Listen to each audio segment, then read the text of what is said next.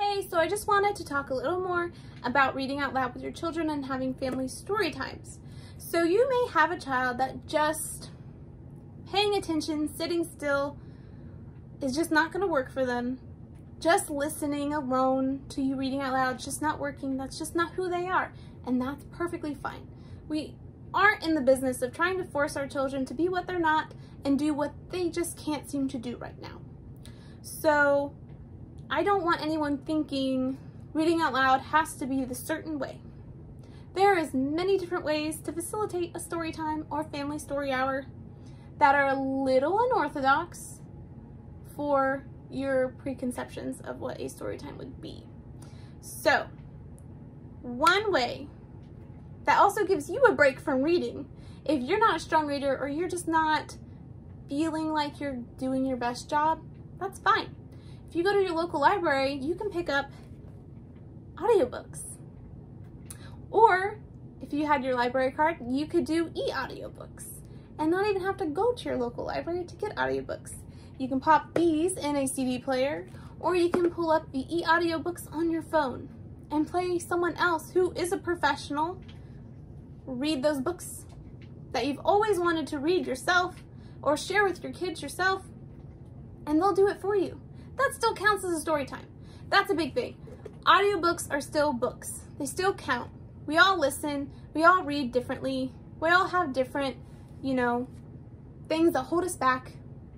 And there's no reason to say audiobooks and print books are not equal, because they are. Because our brains, there's no difference in our brains versus listening to a book versus reading one. So with that in mind, if that's something you need to look into, by all means do it.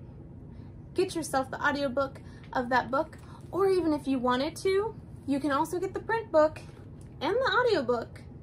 Play this and sit with your child. If you want that more bonding together or physical touch, sit down with them and point along as the narrator goes. It's still a wonderful bonding moment, and they're still learning, and you're both still getting a book. So do not sleep on this resource, and do not make yourself feel guilty for not being able to all the time be a grand narrator to facilitate a family story time. Another thing is I use this a lot in story times as more of a reward if the kids in my group are being very respectful and paying good attention and behaving well, is there is an app called Novel Effect. E-F-F-E-C-T. You download it to a tablet or your iPhone, what have you. I say that a lot, what have you. Anyway, you download that app, and there are tons of children's books of all kinds preloaded on there, so you don't even need the physical book, but sometimes you do need the physical book. What this app does is, as you read out loud that book that you've selected from the app, it adds sound effects as you're reading in real time. So this app is really good to make it more encompassing, more sensory for your children. It brings it maybe more to life. That can really help start making your kid pay more attention. And maybe you wean them off it, or maybe you don't. You don't have to. I love it as an adult. I will sit and I will read a children's book out loud just to hear the app add the sound effects. It's a wonderful resource. It's free. The app is free. It's user-friendly, and I highly recommend it. Even if you're not having trouble getting your children to pay attention, it's still really fun and immersive for kids and adults to read a book with sound effects in real time. Now, they might, if screens is an issue for you or your children, they might want to look and see the tablet, because that's just human nature at this point. You want to see what's on there. It doesn't show anything. So there's no videos, there's no animation. It's just the timer moving and a picture of the cover of the book. So you really don't have to worry about that taking attention.